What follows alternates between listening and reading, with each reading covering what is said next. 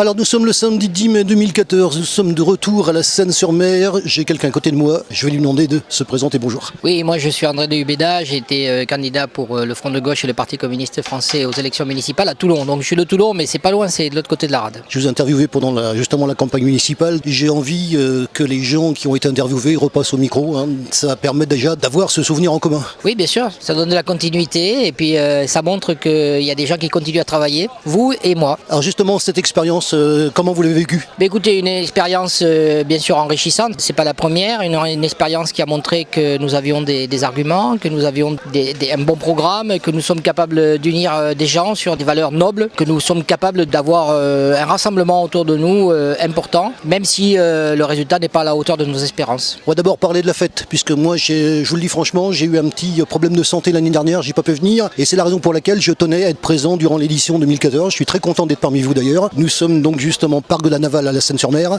alors qu'on s'est vu à Toulon la dernière fois. Qu'est-ce que vous pensez déjà du décor et de l'ambiance ? Oui, bien sûr, et c'est une grande tradition ouvrière, les fêtes politiques et festives à la fois. C'est le cas de la fête de la Marseillaise du Parti communiste français du Var. Et c'est une tradition ici à la Seine-sur-Mer, de la faire à la Seine-sur-Mer. Et évidemment, le lieu est particulièrement symbolique puisque c'est le parc de la Navale, au lieu des luttes de la classe ouvrière et au lieu des organisations ouvrières. Et donc c'est une grande satisfaction que nous soyons ici en ce lieu même, comme je disais, tellement symbolique. Alors moi j'en connais forcément à force de faire les reportages, je connais certains d'entre vous, c'est pas vous qui allez me dire le contraire d'ailleurs. Ça me permet aussi de connaître d'autres têtes puisqu'il y a d'autres sections donc du département qui viennent aussi, ça permet de les voir, ça permet je suppose de vous voir aussi. Exactement, c'est une fête départementale, c'est-à-dire que tout le département vient, nous avons ici des représentants de Cogolin, de Brignoles, de Draguignan et puis des associations amies, des partis politiques amis. Donc nous avons ici une grande, un creuset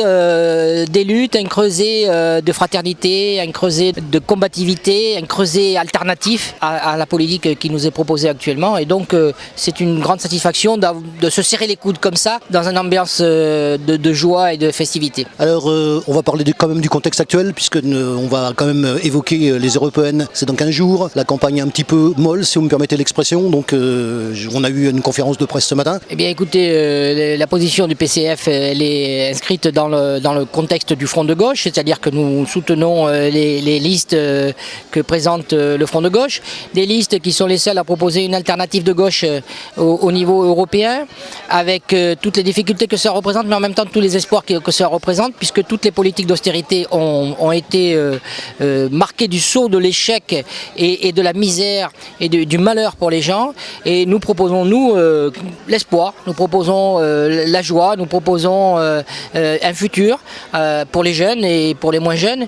Et donc c'est un combat très politique, mais qui met l'humain au cœur. Et donc c'est un combat très enthousiasmant, sans pour autant négliger les difficultés qui se présentent à nous avec, vous avez raison, une campagne molle parce qu'on ne s'en occupe pas, parce que les médias n'en parlent pas, parce qu'il n'y a pas de débat à la télévision, parce qu'il y a une très mauvaise information sur cette question-là, et qu'il y a aussi des gens qui ont intérêt à ce qu'on ne vote pas et qu'on ne s'intéresse pas à ces questions-là, qui sont pour autant au cœur de la vie quotidienne de tout le monde en France. Très bien. Autre chose à rajouter sur cette fête, puisqu'il va y avoir cet après-midi, je suppose, un discours. Généralement, qui dit fête, il y a la partie festivité et puis après il y a une partie sérieuse dans l'après-midi. Oui, c'est à la fois politique et festif comme je disais. Donc le discours, le meeting avec Marie-Christine Verja, qui est notre tête de liste sur le Sud-Est, qui n'est pas communiste, qui est une femme indépendante et qui nous permet de montrer la pluralité de nos opinions au sein du Front de gauche. Et donc cet après-midi, eh bien, au-delà de ce meeting, au-delà de cette partie politique, eh bien, nous allons continuer la fête avec les discours, mais aussi avec les débats et aussi avec les concerts et toute la partie culturelle. Et je vous souhaite donc de passer une bonne fête. Une dernière petite chose, parce que j'ai vu aussi qu'il y avait des écrivains. C'est ma partie, les écrivains, ça fait partie des personnes interviewées sur la chaîne. Est-ce que d'abord vous avez vu les écrivains qui sont là et est-ce que vous avez un petit avis sur la question ? Oui, bien sûr.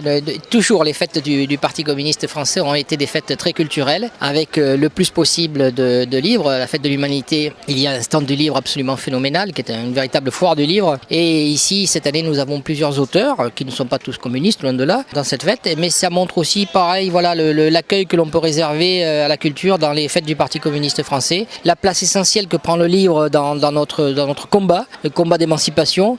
Et c'est pourquoi c'est une place naturelle, celle du livre, comme c'est une place naturelle, celle de la culture, celle des associations amies. Je vois la Palestine, je vois Cuba. Enfin, voilà. La culture en général est partie intrinsèque du combat du Parti communiste français. Et je voudrais dire que la révolution sera culturelle ou ne sera pas. Oui, il y a d'abord, vous avez raison d'en parler, il y a un très beau stand palestinien de vaisselle, je crois. Oui, bien sûr, c'est un stand de solidarité avec les Palestiniens pour les aider dans leur combat pour leur indépendance et leur émancipation. Et donc, il y a des amis qui vendent des objets palestiniens, comme déjà on a l'habitude souvent.